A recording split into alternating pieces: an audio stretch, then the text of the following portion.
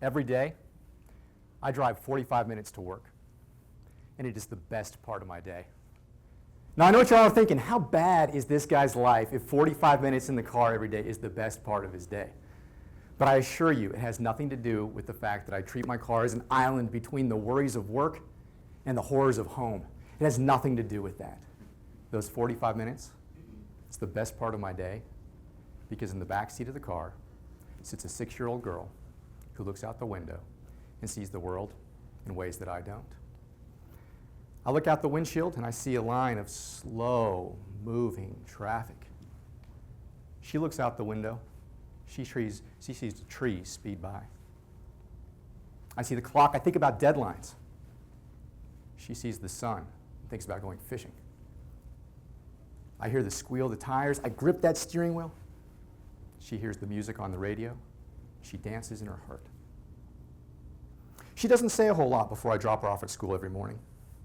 But what she does say is not throwaway material. She shares her perspectives, her observations, her hopes for the day. And I'm reminded that frequently, the world is what we choose to focus on, whether it's a line of seemingly unending brake lights, whether it's a line of vibrantly colored trees. Because I value her perspective, recently I let her know I'd have the opportunity to be here with you all today. And I asked her what she thought I should share with you all. Now, as a lawyer, I experienced more than my fair share of the Socratic method in law school, right? We all know what this is. This is where a curmudgeonly professor stands at the head of the class, leans over the lectern, points at the students, and has them recite the lessons that they should be learning. And I'll admit that it's possible that the Socratic method has crept into my parenting style, right? And so my 6-year-old daughter, she did what I would have done in that situation. When I asked her what message she thought I should share, she responded by saying, "Daddy, that is a great question. What do you think you should talk about?" It was a proud papa moment for me. But I let her know I thought I should talk about the research I'm involved in, about mentoring and how it impacts with significance the positivity not only in our careers, but also on our mental health. Her response, "Daddy, doesn't sound very interesting." All right, so I pitched again. What if I talked about the importance of leadership education for university students, because the opportunities are around us every day to influence the world, our colleagues, our coworkers, our communities in positive ways? "Daddy, that's better, but it's still kind of boring." Now, at this point, she could sense that I was struggling, right? So she threw out an idea of her own. "Daddy, why don't you tell them how to make the world a better place?" Out of the mouth of babes, right? Now, she had a very specific idea of the message I should share with you all about how to make the world a better place. Not littering. But I'm not sure I'm the guy to talk with you all about environmental sustainability. But her words did resonate with me. "Daddy, what if you told them how to make the world a better place?" Now, that's a tall order. And I can't promise to tell you how to make the world a better place. But how about this? How about I share with you one story, a story that has a profound impact on my life in making my life a better place and the lives of some of those around me. At the very least, I can tell my 6-year-old daughter that I tried, right?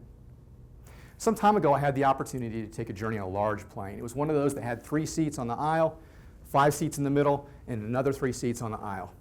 And I remember 2 things. When I got on board that plane, I looked to the left, and I looked to the right, and the seats seemed to stretch on as far as the eye could see. And those seats, they were green, so help me, they were green. But I made my way to the back of the plane, because of course I was sitting in the back of the plane.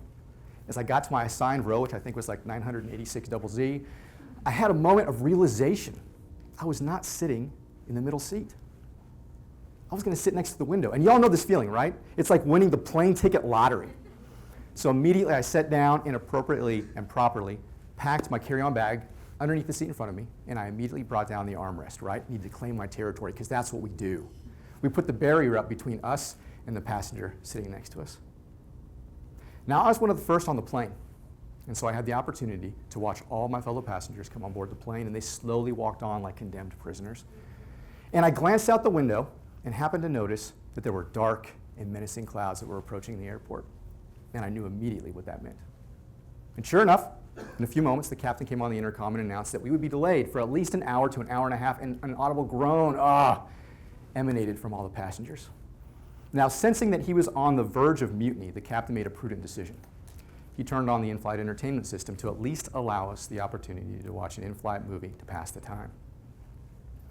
Now, I don't know if it was because I wasn't interested in the movie, but I decided to take unprecedented action. I decided to try and engage the person next to me in conversation.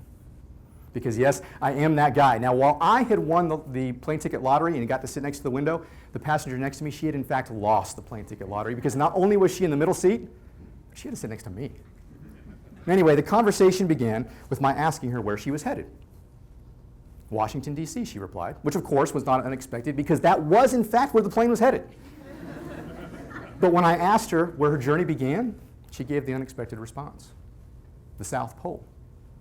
Now, at this point, I couldn't tell if she was tired of talking with me. I mean, who could blame her, right? Or if she was testing to see if I was listening. So I repeated her response in a quizzical fashion: the South Pole?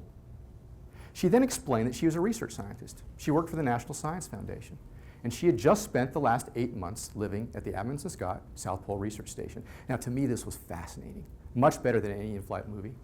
So I began to pepper her with questions, really deep, really thoughtful questions. Questions like, did you see any penguins?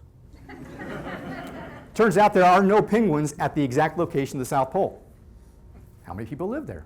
Well, in the summer, because I guess even the South Pole has a summer, who knew, right? 150. And in the winter, about 50. I guess that the summer maybe is tourist season at the South Pole, who knows? I asked her what she did in her free time. She explained they didn't have a lot because they're leanly staffed. But when they do have free time, they spend their time in sing-alongs and playing board games. And in that moment, I knew that the South Pole Station did not have access to Wi-Fi because who else is going to engage in sing-alongs, right? Then I asked her the all-important question: is there really a pole at the South Pole? It turns out there is. In fact, there are several. You see, the South Pole sits on a constantly moving sheet of ice. And every year, the exact location of the South Pole drifts approximately 10 meters. And she explained how it's the responsibility of the residents of the South Pole Station to each year, first, to identify the location of the southernmost point on the globe, and second, to design and create the new pole marker that will locate the direction of true south. Every year on New Year's Day, the residents of the South Pole Station celebrate New Year's by placing the South Pole marker, the new pole marker, at the direction of the southernmost point in the globe. This conversation had a profound impact on me. For starters, it taught me to talk to people on planes. Who knows who you're sitting next to? Hopefully someone more interesting than I, but you'll never know if you don't ask. But more importantly, it taught me about 3 things: direction, authenticity, and reflection. With respect to direction, my travel companion explained how the first thing the residents of the South Pole Station do is to first identify the location of true south, because every year that ice sheet moves. That reminded me of the importance of each of us as individuals to step back and really think about our location in life, and more importantly, our direction. Each year, the residents of the South Pole Station have the same goal: to make sure that they know where the South Pole is located and that it's properly marked. Why? Because each year it moves. Likewise, in our own lives, there are many moving pieces, and sometimes, just like the South Pole, it feels as if the very ground is shifting beneath our feet. As individuals, it's critical we take the time to determine our location, whether it's where we want to be located. As individuals, it's critical we take the time to determine whether our direction is where we need to be pointed. As leaders, it's imperative that we take time to determine the location of our organizations, of our teams, and determine whether our organizations and our teams are headed in the appropriate direction.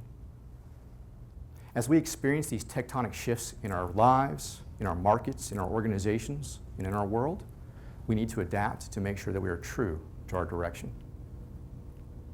This is not only important to us as individuals, but also for all those who look to us for leadership and guidance. Just like the rest of the world looks to the residents of the South Pole Station to make sure that the location of the South Pole is appropriately marked, so too do others look to us for leadership and guidance. If the ground is shifted and we've not adapted to maintain our true direction, not only will we be off course, but so will all those who look to us for leadership and guidance. On the other side of the coin, imagine the power that comes from having confidence in being sure of your location.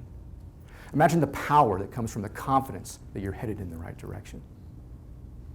With respect to authenticity, my travel companion explained how each and every year the residents of the South Pole Station design the new South Pole marker.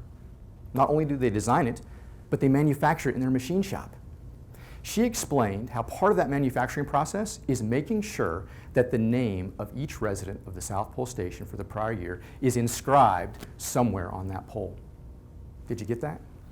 Their names are literally written on their direction marker. They make it their own. They own it.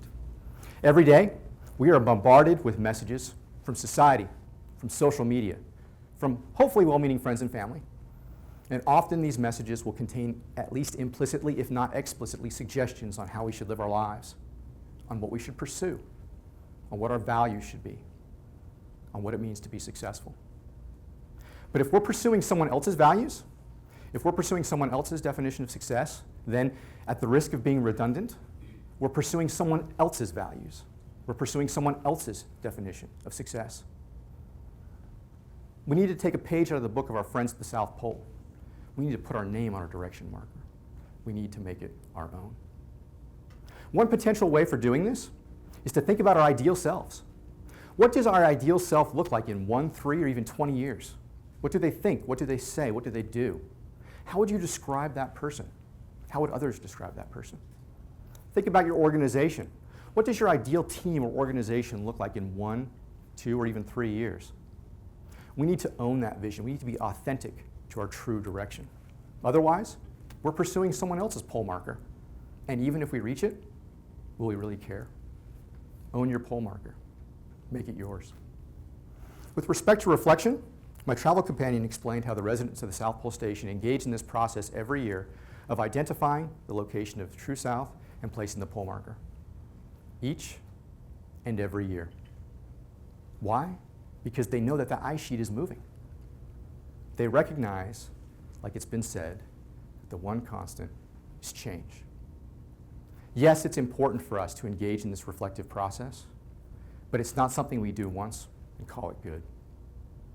The residents of the South Pole Station, they engage in this reflective process annually, each and every year. Perhaps for us, annually is too frequently. Perhaps for us, annually is too infrequent. It's probable that the frequency with which we need to engage in this process will be determined by the dramatic nature of the moves and the speed at which the ground is moving. But we need to engage in that reflective process periodically because the ground is moving. And if we don't think that it is, we're just not paying attention. And so that's it. One story. One story that's had a profound impact on my life. Why profound? Because a few moments ago, I shared with you about how the best part of my day are those 45 minutes in the car with my daughter. But I wouldn't have those 45 minutes if I had not engaged in the process of finding my true direction, of making it my own, and periodically evaluating to make sure that I'm pursuing my true direction. When my wife and I adopted our 6-year-old daughter, the ground shifted for me.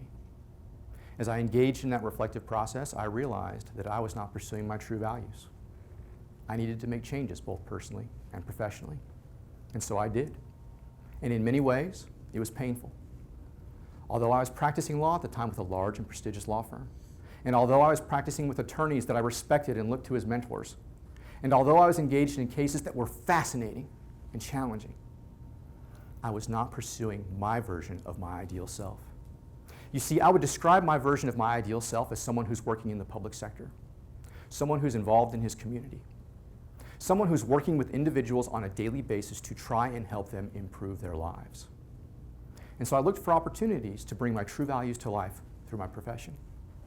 And in many ways, I started over professionally when I moved from the private sector to the public sector. And I discovered many things. One of those things is that, for me at least, not all remuneration is financial, which is important because you ready to be let in on a little secret? Working in the public sector is not as lucrative as working in the private sector. But it affords me the opportunity to pursue my true values. And importantly for today's conversation, it provides me with those 45 minutes with my daughter in the car. Because you see, it's not I that drive her. It is she that drives me. She is my South Pole. More specifically, helping her and other young people like her become their best selves is my pole marker. And so I adapt to make sure that I'm pursuing my true direction and that it's truly mine. And so, my friends, I have 2 invitations for us today. First, please, put down your phones. Talk to people on planes. You never know who you're sitting next to. And second, Find your South Pole. Make it yours. I hope that at least one person has heard a message about making the world a better place today. It'll make my 6-year-old daughter very happy. Thank you.